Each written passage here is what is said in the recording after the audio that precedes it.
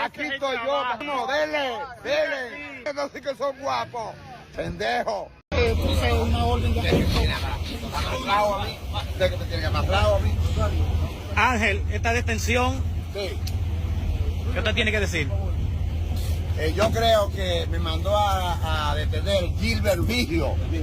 ¿Quién es Gilbert Vigio? El haitiano que se reunió 15 veces con terroristas aquí en Puerto Plata, y por eso me arrestaron. Ok, bueno, ahí está viendo, señores, agentes de la Subdirección de Investigaciones Criminales de CRIM llevan en estos momentos al comunicador Ángel Martínez.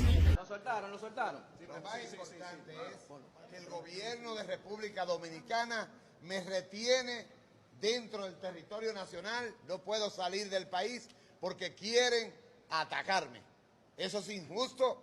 Yo soy un hombre que tengo más de 55 años con la misma dirección, con una propiedad en mi dirección, con una oficina, con 35 años en la misma dirección, con el mismo teléfono, y hoy el gobierno dominicano dice que yo no me puedo mover de la capital. ¿Dónde voy a vivir? ¿En la calle?